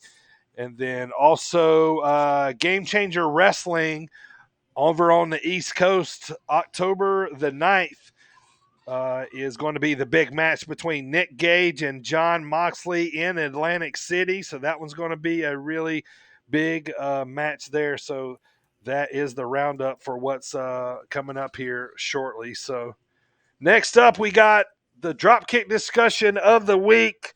Sponsored by Coastland Apparel. Use promo code BIRDTV for 15% off your order. That's right. Use promo code BIRDTV for 15% off your order. Go now to coastlandapparel.com and use that promo code BIRDTV for 15% off, and we appreciate the support.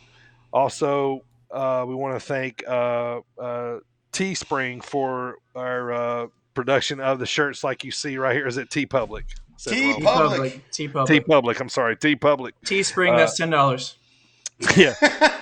Teespring, $15. TeePublic for making those awesome shirts. Go check those out. And go follow us on all of our social medias. Sit Down Marks, especially on Twitter, SITDOWNMARKS. All right, boys, let's get to today's top 5, our favorite ridiculous gimmicks. Now, this could be any gimmick from any time. Anything that was ridiculous. I mean, wrestling is ridiculous, so basically any gimmick is going to be ridiculous. I mean, let's just call it what it is. So let's talk about that as we got that coming up here. So our top 5 ridiculous gimmicks, of course, here. AJ, why don't you get us started off with number 5? First of all, Jet Dryer. I don't have to dignify that with the response, but yes, this is a child's large, so that was funny. Okay, number 5. So Johnny for my number 5, I did an entire stable because they are all equally awesome and stupid. It's the Dungeon of Doom. I thought you were going to say the oddities. The oddities. same. It's the Dungeon of Doom. So let's see. Who do we have here? We have Big Show, a.k.a. the Giant, who was billed as Andre the Giant's son.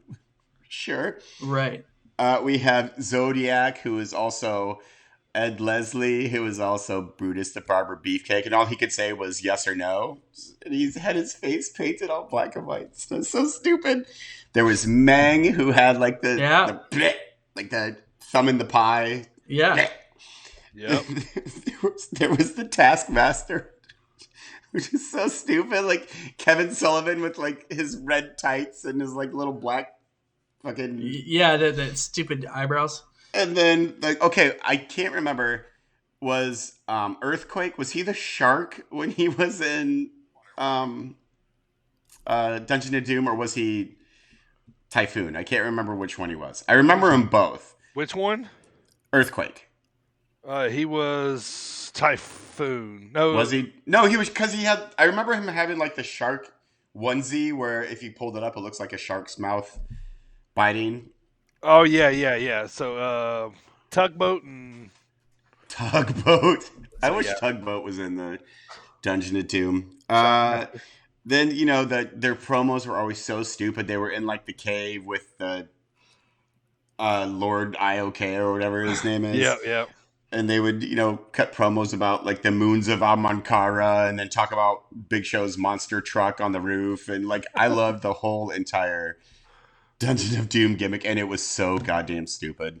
Yeah. So that's my number 5. All right. Well, I'll go next here. My number 5, I think a lot of people are going to probably recognize. God dang.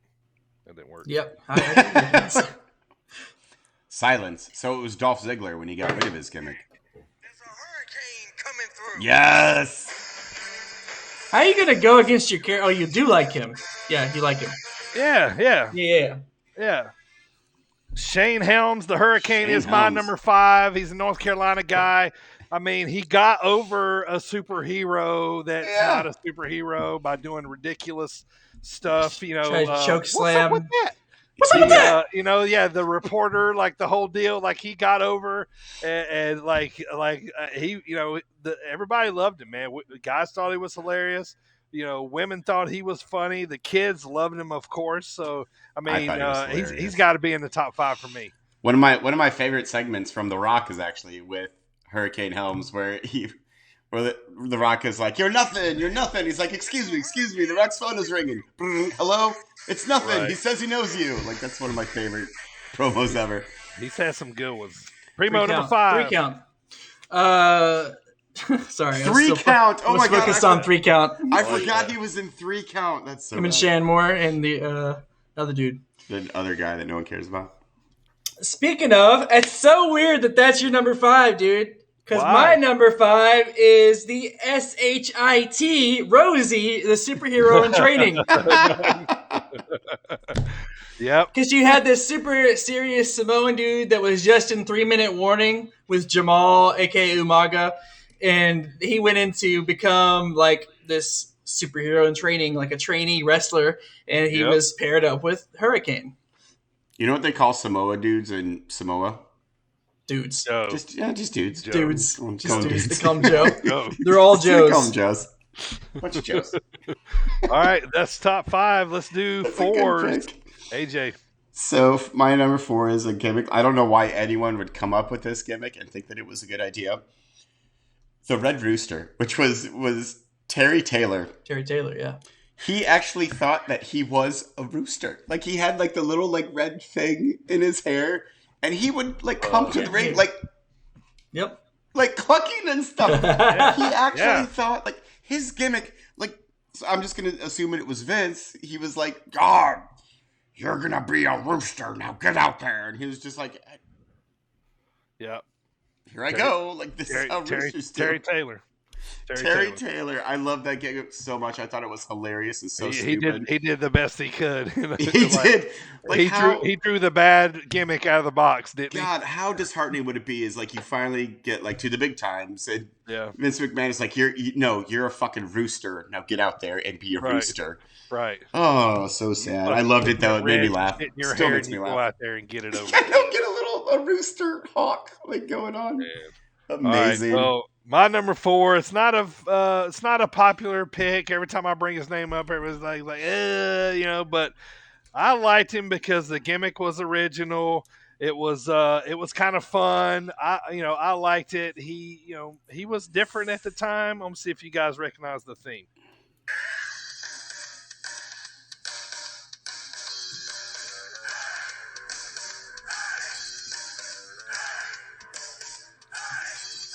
Anyone? Anyone? I'm conducting music class later, and I do not have this one. Adam Rose. Oh, Adam Rose. Yeah. Okay. Oh, Adam Rose. No, I did. Leo Kruger. Leo Kruger. Oh man, it was ridiculous because everybody came out in the costumes. It was a hot I guess dog, the reason I didn't recognize the song because I was always focused on the Sure. line. Yeah. Line. And then they added. I think that was like more of the original one. It was like they added the "Hey" where he started doing the, with his hands across and stuff like that. But anyway, it's ridiculous. It was fun for me. So I liked how he would get up on the ring and then he would do just, the trust him to fall back. Yeah, I did like that. I thought that was pretty cool. Primo, number 4. My number 4 was a moment in time when now R-Truth always makes us laugh. He's hilarious. But my favorite time is my number 4 is R-Truth and Little Jimmy. R-Truth and Little Jimmy. He'd be like, he didn't just say that. He didn't just say that. That was ridiculous, but that was funny though. It was That so was funny. though. And That there's was one where he's in the ring with Triple H. He's like talking to Little Jimmy, and then Triple H starts talking to his dude. He's like, "What's wrong with you, man? You talking to imaginary people?" Right. Oh, I kind of forgot about that one, man. I did too. That was nice. R-Truth makes me sad because he's so good, but he's so good at being funny. Yeah, that's his thing. He made Brock break character. Yes. He's brilliant, and that's all he gets to do is be funny, which I guess is a good career. But anyways. All right, AJ, get us started on our top 3. Number 3. So number 3 is the same class as the Red Rooster, I would consider. Just how unbelievably disappointed would you be if you went back to creative and they're like, well, Paul Diamond, we have this moon gimmick for you where you're going to go out to the ring and you're going to have a stupid rubber suit on and he had to hop up the steps with his stupid little farty jetpacks. Maximilian Moon was... Maximilian Moon.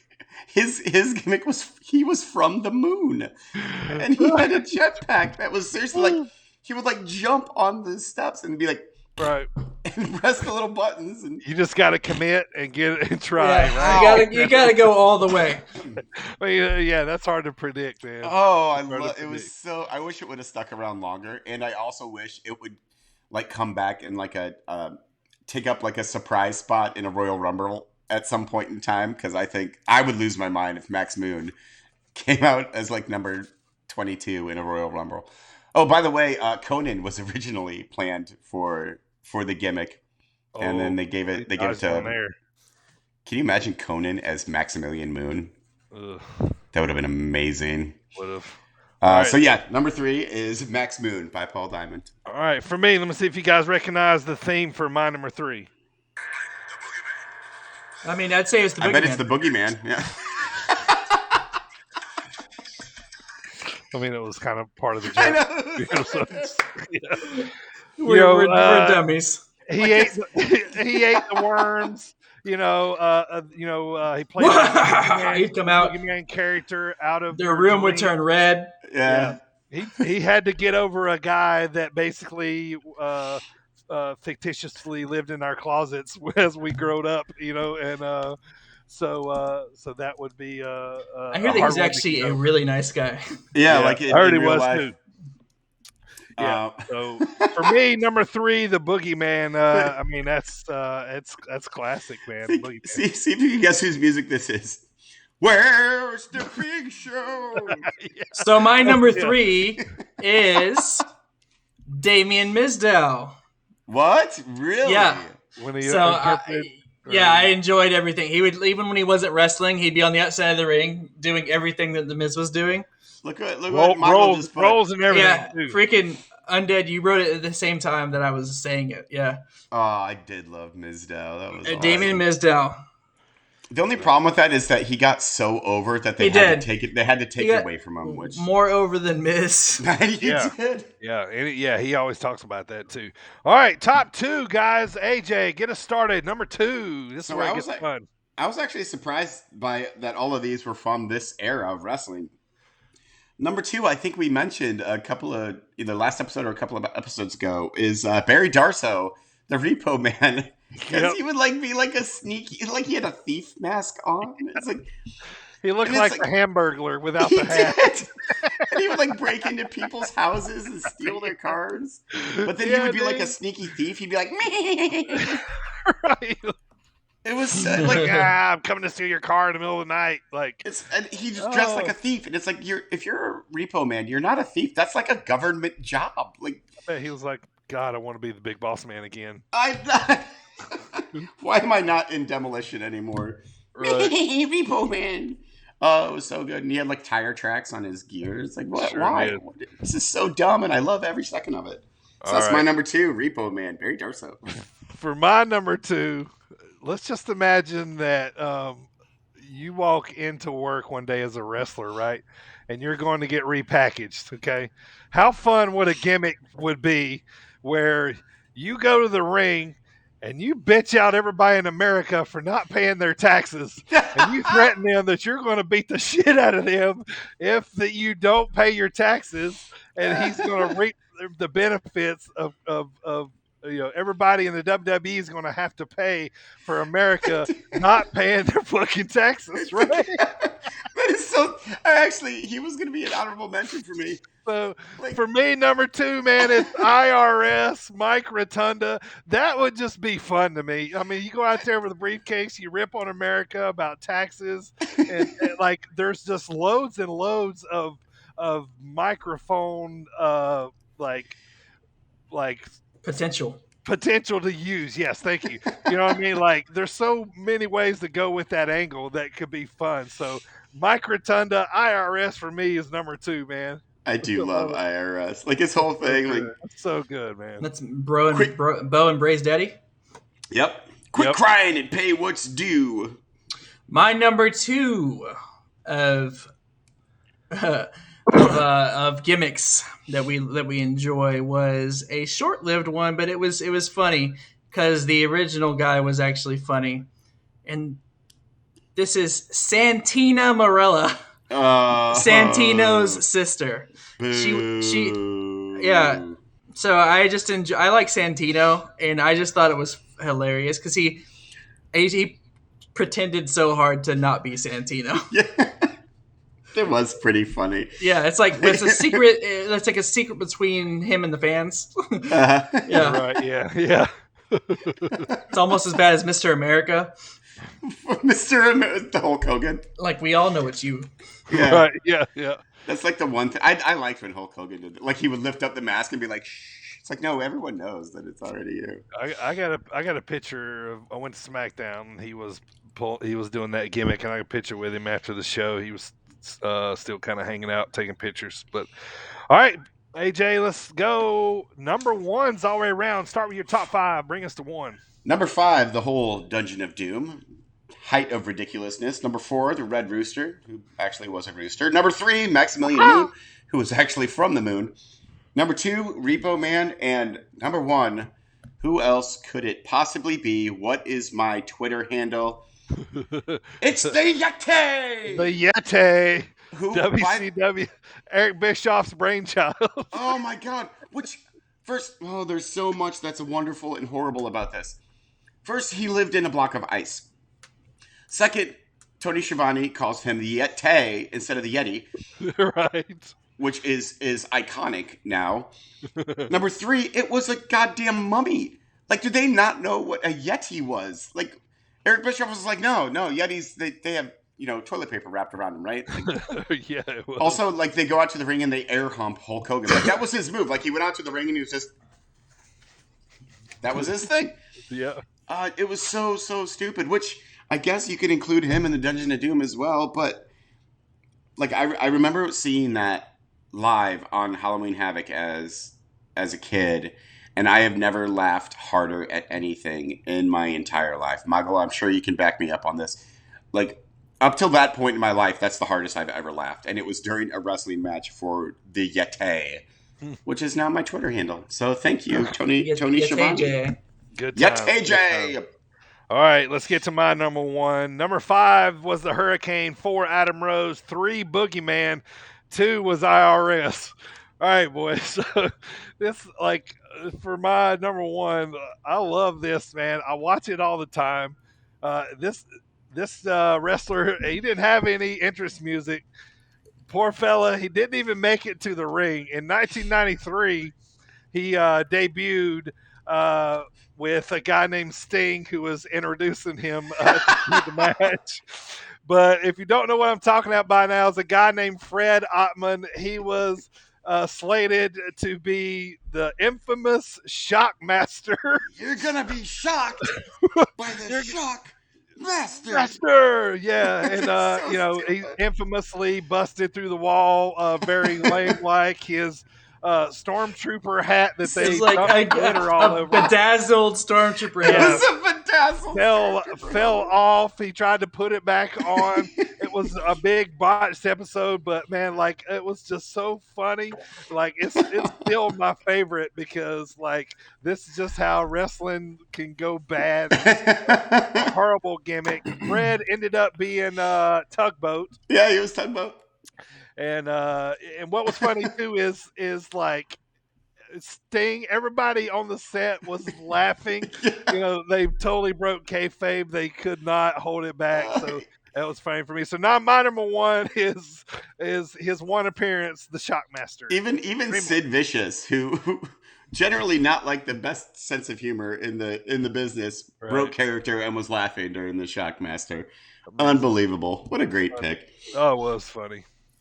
What you got, Primo? We'll go 5-1. 5-1. We have the SHIT superhero in training, Rosie. From there, we have R-Truth with his Little Jimmy gimmick. Little Jimmy. Damian Mizdow. Santina Morella at number 2. And my number 1. We're talking ridiculous gimmicks. Sure, right? Sure. Like, how much more ridiculous can you get than a leprechaun that lives under the ring? It's also happens to be Vince McMahon's bastard son. Yeah. And that's Hornswoggle. Hornswoggle. Nice pick. I totally forgot that Hornswoggle had existed. Nice job there. Let me throw out a few honorable mentions too. Kizarny was pretty outrageous. How about Glacier? Oh yeah, Glacier, the Glacier in the Sub-Zero ripoff. Yeah. Nightmare Factory trainer now. Yep. Is he really? Interesting. Yep. How about Primo's favorite Eugene? Spirit Squad, Isaac Yankem. How about we got to say the Gobbledygooker? Oh yeah, Gobbledygooker. He actually had a match or two, didn't he? Hector Guerrero. Yeah, that's what it was. Yeah, but as Gobbledygooker. And then how about like some of the Kiss Demon, the fake Razor, and all the fake Kane, all those guys. Yeah, ridiculous gimmicks. What does everybody want? Head. What about? I still think Black Rain 6, even Goldust to an extent, is ridiculous. All right, let's have some fun. Primo's got a new game going on right here. Primo, you want to explain the game here between me and AJ? All right, boys, we're going to go to music class. Right. That's what we're going to call this. We have 5 songs, best of 5. We get 3 out of 5. No help from Twitch. Everybody in the chat. Yeah, no help from Twitch, please. Yes, no help at all. Somebody help me. It's going to be so easy. I started off this list with super easy songs. So each new song will be, as we progress, each new song will be more popular. However, there will be less time to figure out what it will be. The beginning time starts at 10 seconds, down to 8, 6, 4, and 2 seconds, respectively. Sneaky. So by the time we get to the 5th song, it'll be a 2-second song. However, it is a super easy one. Like, if you don't guess it in those 2 seconds, you're going to feel stupid afterwards. Okay. Well, So, Be me. with that being said, if you boys are ready, I will play our first song for 10 seconds. All you have to do is be the first person to shout the superstar. Okay. Are you ready? Let's go. Yes. Your 10 seconds starts now. 10, Randy Rhodes.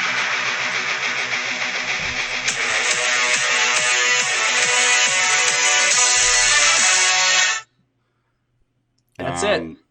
I can do it once more, but that's up to your discretion. But why am I drawing? This is why I'm going to be bad at this. One more, 10 seconds. Do it. 10, Ty Dillinger. John Spears. 10. Ty Dillinger ain't around anymore. No, I don't think anybody on my list is around anymore. Actually, these are all not around anymore. Okay. Next one. Now we're down to 8 seconds. Good job, AJ. Woo! 8 seconds. No way, Jose. No way, Jose. Woo, good job, Dirty. Oh, that was a tie at the best. 6 seconds. Dude, I like that. No way, Jose. Are we ready? Yeah. Mick Foley. Dude, love. Nope. Razor Ramon. Is it Razor Ramon? Yeah, Yep. they both start out the He same. had Yeah, the card. I did that on purpose. Yeah, Yeah. You sneaky son of a bitch. Razor Ramon. And I knew that once Dirty heard the. Yeah. Uh-huh. Yeah. Yeah. But So- I had to say Mick because I knew AJ would say Mick. I was going, yes. All right. 4 seconds. 4 seconds. Tajiri. Let's try this again. Tajiri. 4 seconds. Okay. Not Tajiri.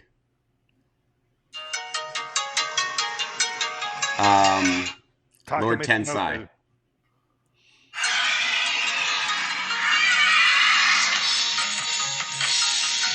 Ricky the Dragon Steamboat. Oh, come on. We should have known that.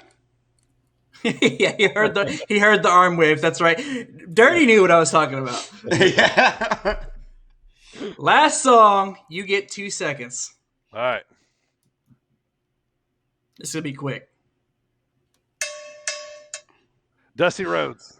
Boom, baby. Good Boom. job. Wow. Yeah. Let's go ahead with it. I'm just an old man over here winning shit. There you go.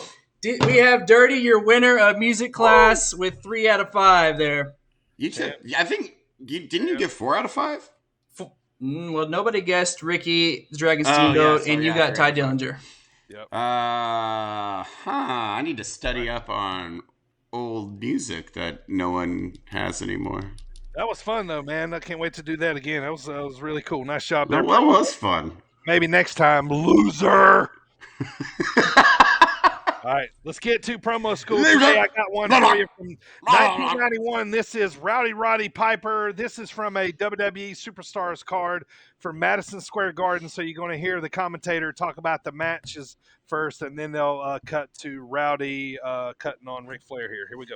Randy Savage continues to make news despite the fact he has been barred from the ring. Well, the headline news right here in New York City is that Live World Wrestling Federation action returns to Madison Square Garden. Listen to this Monday card. night, October 28th, beginning at 7:30 p.m. Now, this is just part of the lineup on the way. 1991. You're going to see the Big Boss Man when he takes on the superstar known to be a master in human torture, Colonel Mustafa. Colonel Mustafa. Bret Hart, the new Intercontinental Champion, he will defend the title October 5th at the Nassau Coliseum. If he is successful in defending the belt, he will bring it to Madison Square Garden and put it on the line against the wild and uncontrollable Berserker. Berserker. Of Doom, Hawk and Animal, and they will defend the belt against the natural disasters, earthquake and typhoon. There you go. In the Nice. so-called real champion of the world, Ric Flair, There you go. will arrive at Madison Square Garden, and he faces Rowdy Roddy Piper. And before this week's Superstars of Wrestling program, we caught up with Hot Rod, and he had these comments. Ric Flair, huh? The real World Heavyweight Wrestling Champion. Must be a little tiny itsy world you come from with munchkins in it and dancing hounds that don't bark. Because you've been doing enough barking for them all. See, me, I'm real plain and simple and direct. They call me Hot Rod. Everybody knows it. I don't have to say what I am because I've done it. That's the difference between you and me. You talk about it, I do it. Oh, you want to come out in the frilly robes? Frilly robe. The frilly robes. Come out in a kilt. Someone says I'm cute and I bury my fist down their throat. You want to have a party? You want to see how tough you are? Come on down. The water's fine, but it's up to here. The shockwaves continue to resound throughout the WWF. Now that Ric Flair is among the superstars of the World Wrestling Federation, Rowdy Roddy Piper plans to make the so-called real champion of the world regret his arrival. They meet head-on Monday night, October 28th at Madison Square Garden. Don't miss your chance to see it all. So, Missed your chance to see it all in 1991. does he? Did he always do that breathing thing? I think that's the first time I've ever noticed that. Well, would he go? Yeah, He like kind of that. always kind of put it in there, especially when he got fired up and he got his head shaking sideways, and that kind of stuff. I've never noticed that before. Let's get to some notes in the rest of the show here, boys. Big E just won the title. What are the expectations for Big E here? What are we thinking? Long run, short run? It's got to be. It's got to be important run. I think. I don't know who he could possibly drop it to anytime soon. So I'm gonna say till at least Mania, he'll keep it, and I think it's gonna be a great run. Like, they have to give him a good run. They have to. I mean, Raw's been so bad recently, and this is like the first bright spot of Raw, not including RK Bro. Yeah. In so long, like, they have to let him run with it. And I don't know what that entails, but I hope it's awesome. I feel like too, Primo, you might agree with me. I feel how when they put a tag team together, you think, oh well, they're eventually going to have the blow off and the split up. I feel like New Day's never going to split up. I hope they they shouldn't. Stay together. That would be a mistake. I can't see any of them ever turning heel again either. It's almost kind of like Cena going heel at this point between them three. You know what I mean? Like, it's very imperative. Like it's that level. You know what I'm saying? So I've never been a big New Day fan, but I understand it though. I get it. So I'm sitting here thinking to myself that if they can't go heel, because you would think that Xavier and Kofi will keep anyone away from Big E, like any match he's in, they could easily help him retain. Mm-hmm. But you can't have two heel, 3-person factions running both SmackDown and Raw. Like, the Bloodline.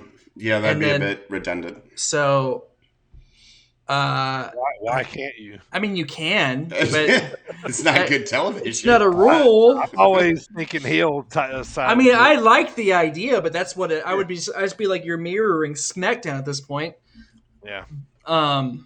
But I say, where are we at? September, yeah. Yeah, Survivor Series, Extreme Rules, Survivor Series, Rumble. I say he drops it at the Rumble. Okay. So Jetrark says Randy in 3 months. 3 months would be Survivor Series, I think. We didn't really see a big babyface chase by him with the title. That's true. We didn't. The cash in, so we could still, if he loses it, we can still see that move to turn back up, in the babyface chase. You know what I mean? So that's always a good story. And Big E would be perfect for it. All right, moving over to AEW, guys. The Elite kind of, it feels sort of NWO to me right now at WCW, because the big names were all in NWO back in the day. And I feel like the big names, new signings too, are with the Elite. So do you guys get any kind of comparisons like that? To me, they just feel like the OG Bullet Club. But which some of them, I mean, they're more like the middle Bullet Club, because OG would be Finn Balor. Balor, yeah. They were at the height of the Bullet Club for sure. Right. I think, yeah, I could see it. They're definitely a faction that is unstoppable. They truly are the elite. Sure. Yeah. And they are churning money left and right now, which was going to lead me into my next question with you guys about, you know, we've heard people on the podcast, Levi Cooper said on Monday, AEW's got a big roster. Does having, and we talked about this before, I just kind of want to revisit, does having Impact relationship with them and New Japan, does that kind of help with them being able to sign that many guys because they can move guys like Christian over to Impact, or maybe Good Brothers, because I mean they only got 2 shows. Good Brothers technically do belong to Impact. Sure, they got 2 shows, 3 hours tops, right, for the week. So because Dynamite's 2 hours, Rampage is 1, maybe 1.5. So that's 3 hours roughly a week. You got a big roster to get over. How long until you think Rampage goes 2 hours? I say a year before it goes to 2 hours. Yeah, but I do think it will help immensely that they can send, or their talent can go elsewhere. Oh, for sure. I mean, and I like that they promote. They can promote Impact. They can promote an Impact match. They can promote a New Japan match. Yeah. And they can still take like indie bookings and stuff like that too. Yeah, they can still show up in Ring of Honor. If they go ahead. So I think that they're gonna have enough storyline to go around for all obviously the big guys and the guys they want to push, but it's not like if you're not in a featured storyline at WWE, you're sitting in the back doing nothing. Like they can go to other bookings, they can go to Japan, they can go do things. So I think basically go ahead. Sorry, AJ. I think it'll keep them happier. Like the talent will be happier. Yeah, because they get to do things still. That's what I was going to get to was. Basically, you don't have anything on Dynamite for me for 2 months. All right, well, I'll go over to New Japan for a couple months. I'll be back. Sure, sure. Let me say this though. All right, if you're talking about if Rampage does go to 2 hours, that means they're probably going to have to do 2 separate touring shows, because we've figured out they shoot Rampage on Wednesdays with Dynamite. So that's 3 hours. So if they go another hour, that's 4 hours of time slot of wrestling they're going to have to record every Wednesday with a live crowd. So I don't see that happening. So if they go to Rampage longer, I think it's going to be its own separate show. And we can't forget about Dark and Elevation. Yeah, Dark. Yeah. But they can separately. I mean, those are dark matches, so they can separately, shoot those anywhere. Yeah, that's true, and then just kind of cobble them together. Yeah. Because I mean, every time you go to a wrestling event, there's a couple matches that they're gored, so that they can basically do that anywhere. So it'll be interesting to watch. So but I tell you though, man, when Rampage goes off on Fridays, especially here lately, man, I'm like, man, that was fast. I want another hour. Yeah, right? It's real fast. It's so good right now, though. All right, boys. I want to take this time to thank Coastland Apparel for sponsoring the show today. Go to Coastland Apparel. Use promo code BirdTV for 15% off. Primo, tell us, where can we get the Sit Down Marks podcast? Well, I will tell you, Dirty Bird, you can get your Sit Down Marks pod merch at tpublic.com/stores. That's STORES/Sit Down Marks. Here's the baseball tee, by the way. Child's large. Ah! You can also get all of our previous shows on Twitch, live, Spotify, iHeartRadio, Apple Podcasts, Google Podcasts, Stitcher, Amazon Prime Music, Audible, and our guys over at SportsWire Online Radio. We are live every Friday at 6:45, right before the Thomas Bryce Show. All right, boys, since Big E won the title, has anybody's favorite champ in wrestling changed? I'm sticking with Omega. No, AJ, no. Nope, still the same. Still Roman. Primo's always Roman. Yep. So, I'm not always Roman, but been a while. Right now, I am Roman. At this moment, you're Roman. Yeah, right now, yes. Impress me, wrestlers. Did you guys see really quick what Kenny Omega said about his #1 rating for PWI? No. So they recently, of course, did their top 500, and Kenny Omega was #1, and in a nice little bit of putting over his friends and competitors, I guess. He said that he had a good year, but he doesn't think his year was the best. He thinks that if Will Ospreay didn't get injured, he could have easily been in that number one spot. And Roman Reigns as well could have also easily been in that number one spot. So I thought that was pretty cool. Like Kenny Omega, gets that number one spot and immediately puts over 2 other guys. I did see something too where he was like, just because they're on another show, another promotion, doesn't mean we hate each other. Yeah, right. I know, right? Like, it's pretty cool. Yeah, no, just like us, we don't hate other podcasts. Yes, and there's no need to. No, we just know that you're not as good as us. I hate that's every single one. Just kidding. We just kidding. We love all of you. and we suck. I was waiting. we do like Wrestling Rewind there. All right, so next week we're going to talk about St. Louis Anarchy is going to be one of the things we're going to talk about because me and AJ are going to the show next Friday night. So that will be one of the things we talk about. Guys, you got any other notes here before we wrap it up? Anything else, AJ? No. Nope. All right. I just wanted to raise my hand for no reason. Nope. AJ, you will tell us, though, what is happening next week. Next week, if I will, is first and foremost our interview with Trevor Outlaw. We just are silly. He's awesome, and that was a kind of a son of a bitch, but you'll see. You'll see in the interview. Also, next week we will have our dropkick discussions. It's our last one next week until the old drop dick. The old drop dick. We got one more after next week. After September, we're done. That's when we go into Halloween Havoc, right? Halloween Havoc, yeah. Next week is top 5 favorite finishing moves. Ooh. And then the very last one is going to be our top 5 favorite big men. All 5 of my favorite finishing moves are whatever Nia Jax is doing right now. And she's your top 5 big men. Yes, she's also that in the old drop dick discussion. The clobber. Sure. Thanks everybody for tuning in today. If you didn't get a chance to listen to our interview with Levi Cooper, also known as former WWE superstar Tucker Knight, tag team partner with Otis in the tag team Heavy Machinery. That interview is coming up right after the pod. I want to thank everybody for tuning in and download and subscribing the Sit Down Mark podcast. We are very appreciative and thank you guys all each week. So with that being said, stay tuned right after this for our interview with Levi Cooper. AJ, take us home. Da, da. I was going to grab them cakes.